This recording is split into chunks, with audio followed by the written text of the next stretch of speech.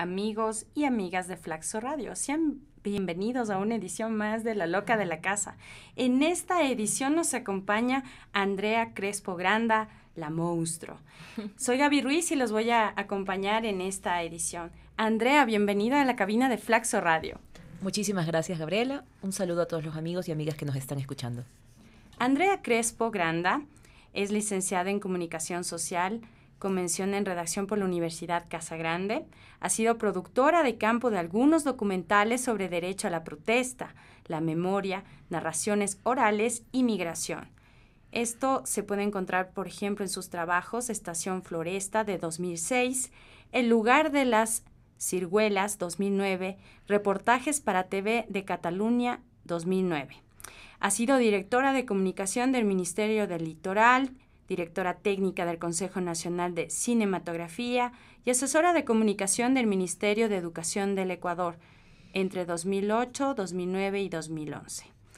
Poemas suyos han sido publicados en la muestra de poesía ecuatoriana emergente de la revista Literal en México, 2011.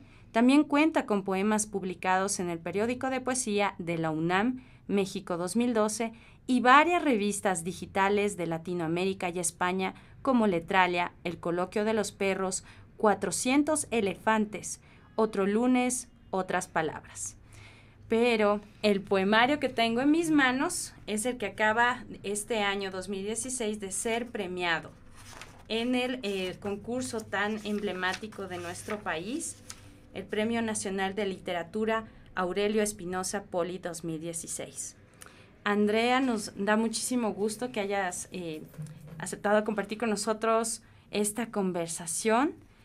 Y para partir en este pequeño viaje que quisiéramos hacer a tu proceso creativo, a tu mundo como autora, haré una referencia a Antoine de Artaud en la página 44 de tu poemario.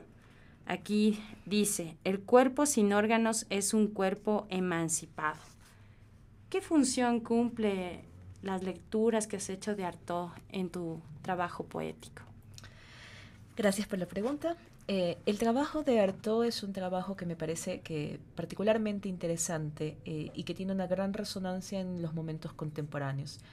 Artaud, que trabaja la idea del teatro de la crueldad, es un poeta y es un dramaturgo que tiene un emblema por delante y el emblema es el de colocar al ser humano por fuera de la institucionalidad. La institucionalidad como la instancia que puede privar al hombre de su libertad.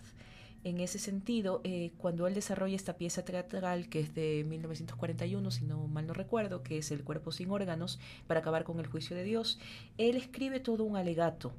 Y ese alegato tiene un contexto. Tiene un contexto de que él es un paciente esquizoide que ha sido sometido a procedimientos, digamos que del poder científico, de la ciencia, porque él no está bien, entre comillas. Entonces, él lo que desde su poesía y desde su trabajo reclama es que una normalidad no puede ser, es decir, la ciencia no puede reclamar una normalidad al sujeto. El órgano es ese reclamo de normalidad, que el órgano tenga un buen funcionamiento, sobre todo la instrumentalización del cuerpo. Para mí es fundamental el trabajo que él realiza porque me parece pionero a nivel contemporáneo digamos que en la sospecha de la institución. Uh-huh. En la sospecha de la institución clínica, en la sospecha de la institución Estado, en la sospecha de la enfermedad como un Estado que puede reglamentarse y que debe, sobre todas las cosas, debe ser regulado porque va a causar unos estragos sociales. Él dice al contrario, es decir, en esa enfermedad, en ese estadio de la mente que no está controlado, hay aquello impronunciable que jamás va a poder ser normado por el Estado. Y eso no está vinculado a una maldad. O sea, esto no es un problema social. Tú, en ese sentido, has escogido el registro de la poesía para trabajar estas ideas que ahora comentamos. Sí, ¿Cómo logras establecer un punto en donde la poesía está abriendo nuevo paradigma para entender el cuerpo? De hecho, en los comentarios que tenemos de el jurado sobre cómo se pronuncia y se declara registro de la habitada como ganador, nos dice: Los poemas, a través de un lenguaje radical, revitalizan las posibilidades de representación de la memoria corporal. La intertextualidad ocurre de forma orgánica, abriendo las posibilidades significativas del poema. Así que este registro en el que se inscribe el poemario, reforzando una propuesta estética que pone en diálogo a la poesía con otros lenguajes.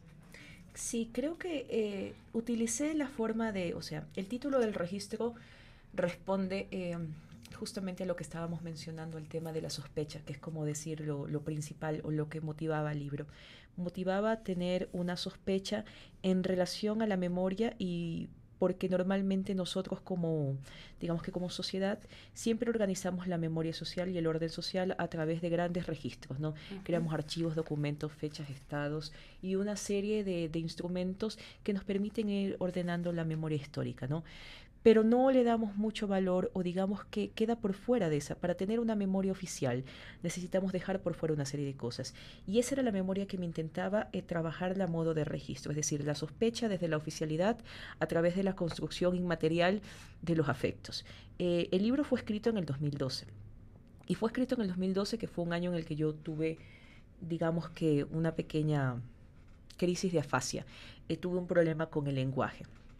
Entonces, muchas de las palabras que yo quería decir, mucha de mi capacidad para poder conectarme con otras personas, estaba siendo mermada porque no podía encontrar la palabra.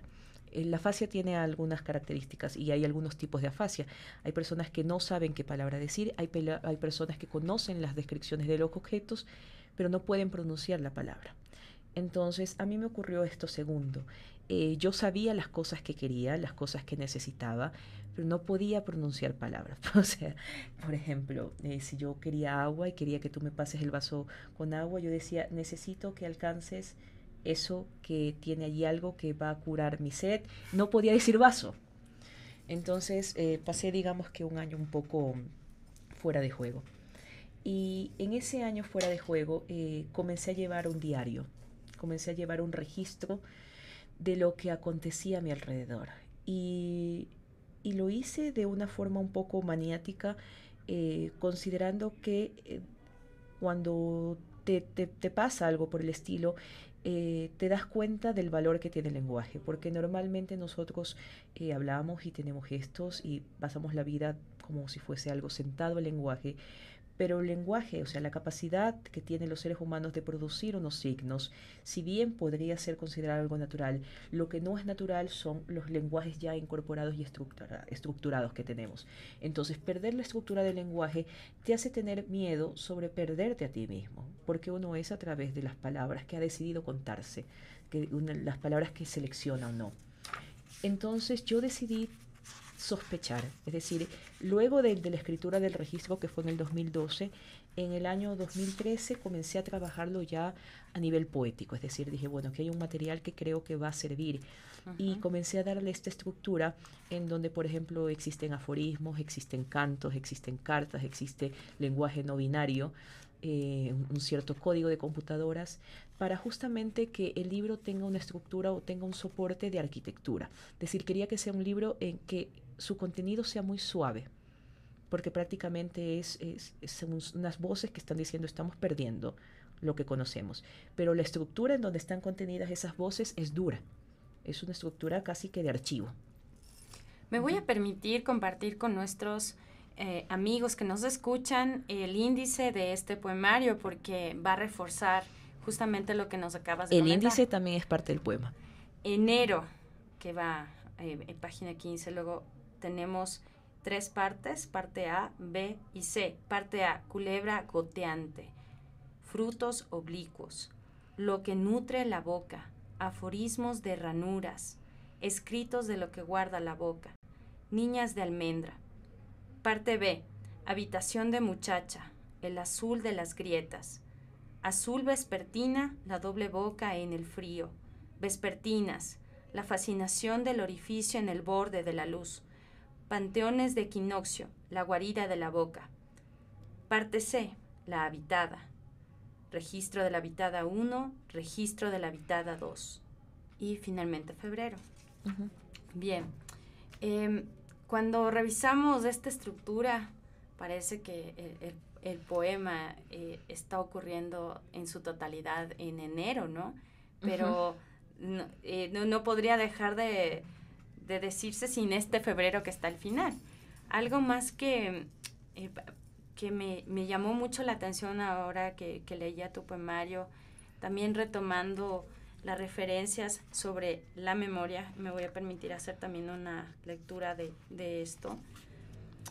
En la página 39 dice: escribo sobre cualquier superficie, dice la muchacha 2, que es un sonido transportado por la voz de los colibríes, y la brasa de un ala ciega lunar nos contagia de memoria. O sea, en la poesía esta posibilidad de que la memoria se contagie, ¿no? Pero además, acompañado de esta enunciación sobre la memoria, la boca, me parece que la boca a lo largo del poema, como bien se dice al inicio, es un instrumento, un músculo de esa memoria. ¿En qué pensabas cuando fuiste configurando esta imagen de la boca para el poemario? Bueno, creo que ahí hay dos cosas, independientemente del tema de este libro en particular. Y era de lo que conversábamos un poco antes de iniciar la entrevista. Creo que tiene que ver con el arte poética de cada autor. Cómo concibe el poema cada autor. Obviamente no hay una fórmula, pero solo puedo hablar por mí. Pero, por ejemplo, yo considero y estoy completamente suscrita a la forma de pensar el poema que tiene Paul Valéry, uno de los modernistas. Entonces, él dice que básicamente el poema es como lo que ocurre en la construcción del poema, es que hay una primera instancia. Y esa primera instancia es algo parecido a lo que se denomina la musa, es decir, es una situación un poco orgánica que fluye.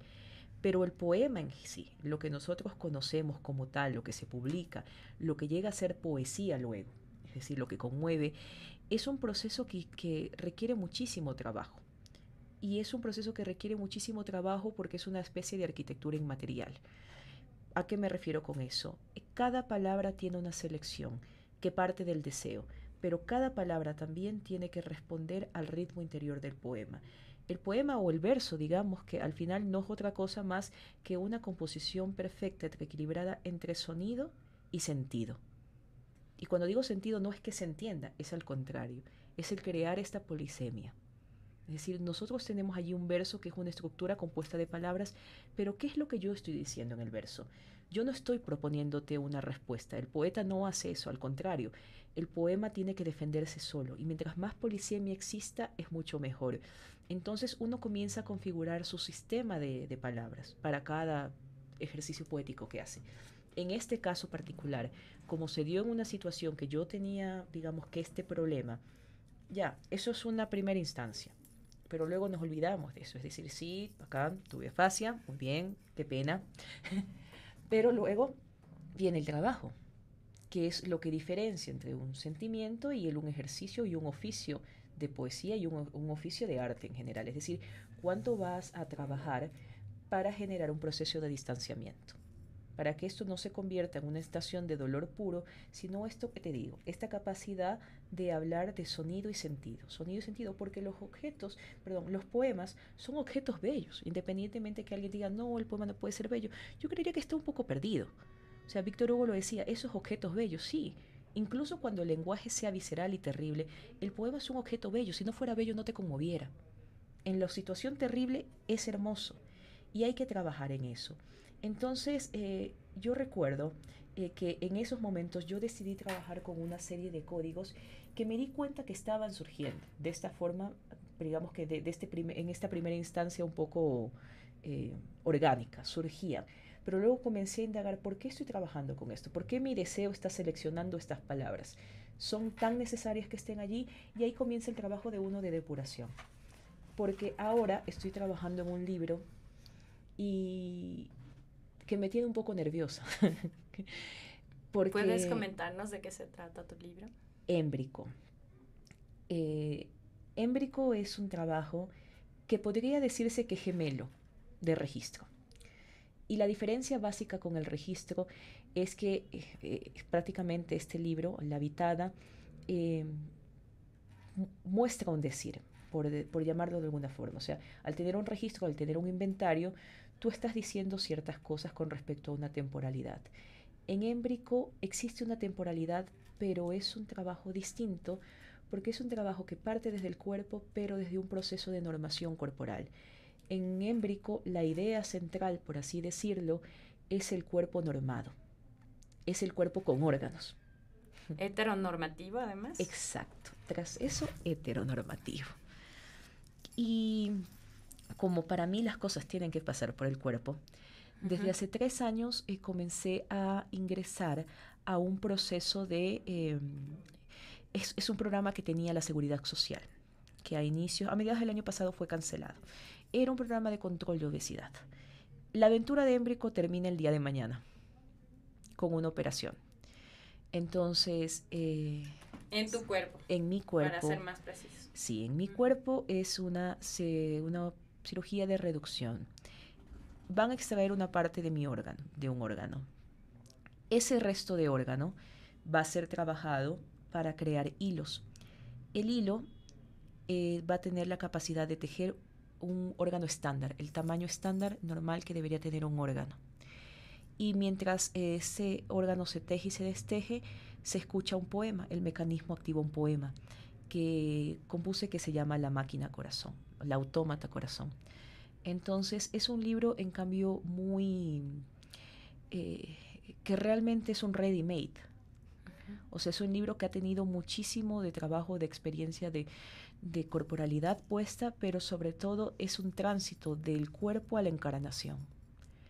Entonces, que lo diferencia de Émbrico, que creo que Émbrico está situado en el puro cuerpo, en el puro órgano.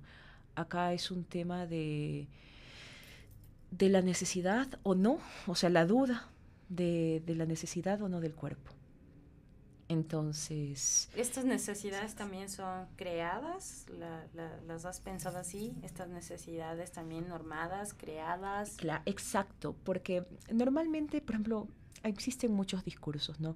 Un discurso, por ejemplo, el psicoanalítico te dice que uno tiene que perseguir su deseo independientemente y que siempre el deseo va a estar allí, que nunca lo vas a encontrar, ese objeto A que está por allí circulando y que siempre tratamos de camuflar con muchas cosas.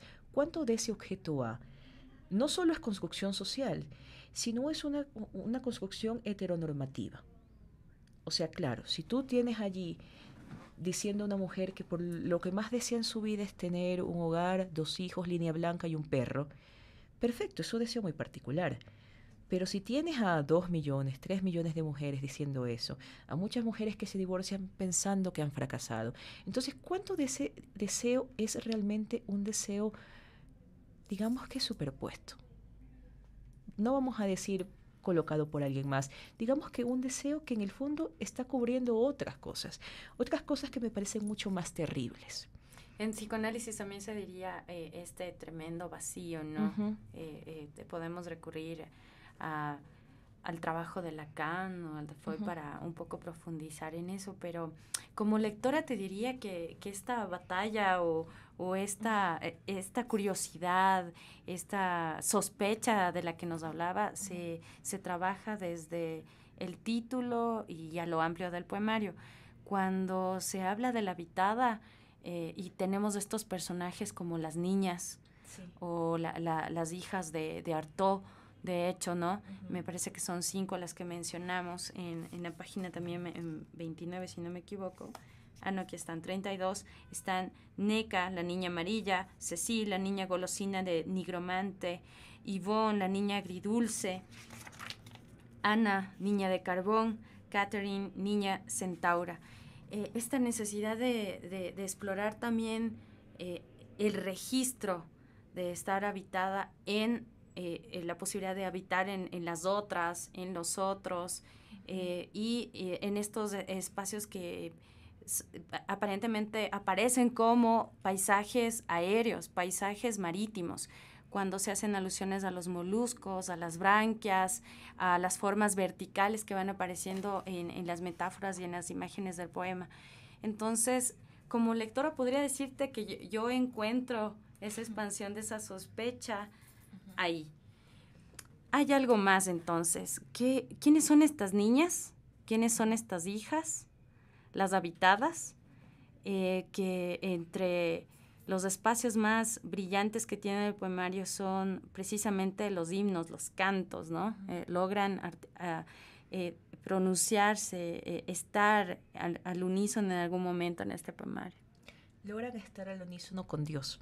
Sí. De hecho, lo buscan, le meten pelea a Dios. O sea, no tienen miedo de Él. Has tocado un tema que me parece importante, que tiene que ver con la dualidad sobre el tema de la sospecha en el cuerpo. Cuando hablamos de sospecha, a diferencia de la duda recae siempre sobre los procedimientos que nosotros estamos llevando a cabo. O sea, la duda es un método, ¿no?, cartesiano. La sospecha es contraria, porque la sospecha siempre recae en el otro. Es metafísica, es más allá del cuerpo de uno. Por ejemplo, yo recuerdo un chiste que decía un psicoanalista, que tenía un paciente que iba todos los días, así casi, y porque estaba completamente convencido de que era un ratón. 5 años de psicoanálisis, 10 años de psicoanálisis, hasta que termina la sesión. Y el psicoanalista dice, bueno, o sea, ya hemos llegado a unas conclusiones, usted no es un ratón, y ya lo sabe. Y dice, sí, doctor, pero ahora hay un problema. Lo sabrá el gato. O sea, esa es la sospecha, es decir, siempre recae sobre la otredad. Y la otredad es el dualismo. O sea, lo que tú mencionas, nosotros vivimos en un sistema, este sistema binario en el que se habla en el poemario. Pero este sistema binario no solo nos trae problemas con la asignación de roles. Uno de los problemas que me parece que es más arduo en la dualidad es el tema de no darle cabida o no darle espacio habitable a otras formas de vida. Y es un gran problema que como sociedad vamos a tener que enfrentar.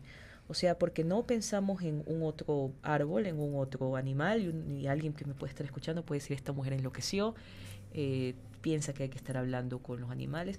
O sea, básicamente creo que lo que tenemos que realizar es o sea, como sociedad, una especie de alto. Es decir, esto ya no es sostenible, nuestras formas de vida. Y creo que independientemente de cualquier registro que se use para el arte, para mí el arte que vale la pena es el arte que es capaz de mirar a su tiempo.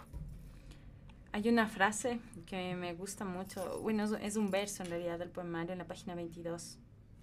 Dios amasa y hornea sus lamentaciones en las hijas. Para cerrar este comentario que justamente hacías, Andrea.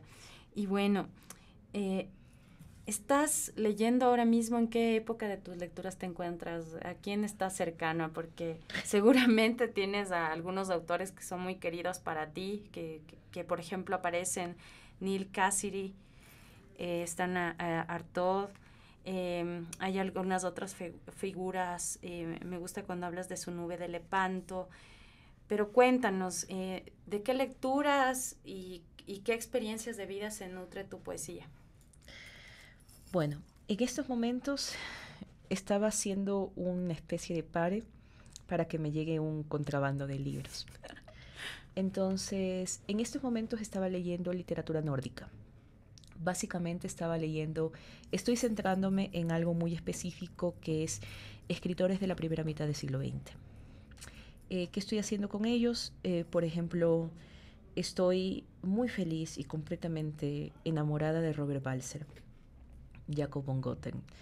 Estoy encarando las novelas de inicio de siglo y las novelas de mediados de entreguerras. ¿Por qué estoy trabajando con estos, digamos, con estos textos que de hecho me convocan a mí más que textos contemporáneos? O sea, yo creo que cada sujeto tiene que leer lo que hay que leer a los autores de tu tiempo, obviamente tienes que hacerlo, pero a veces en la vorágine del sector editorial, que es impresionante la cantidad de cosas que se publican, uno olvida muchas veces a quienes ya han dicho estas cosas. Y a veces lo han dicho mucho mejor que nosotros. Y a veces están completamente olvidados. Estoy releyendo a Baudelaire, obras completas. O sea, realmente estoy en 1940, encerrada en ese periodo de Europa, de guerras.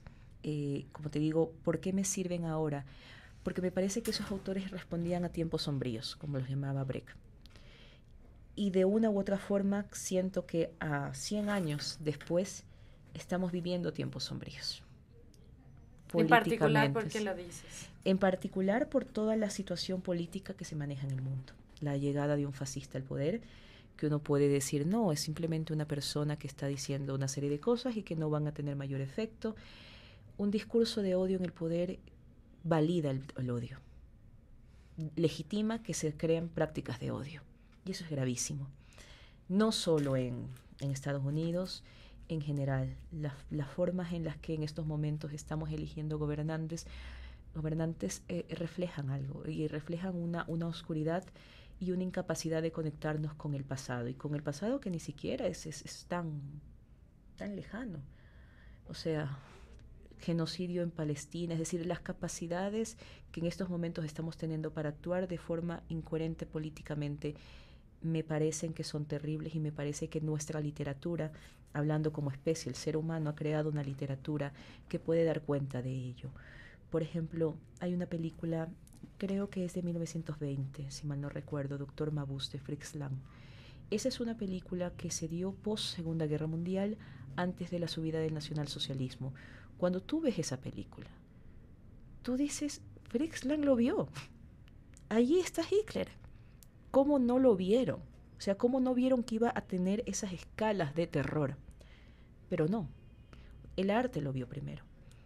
Por eso estoy acudiendo a ese arte y a esa literatura, porque me parece que ahí hay unas claves, que por lo menos unas coordenadas que a mí me van a servir como autora, pero también como sujeto, como persona, para poder enfrentar estos tiempos. En ese sentido, ¿tú te considerarías una ciudadana poeta? Sí. ¿Comprometida con una o más causas políticas?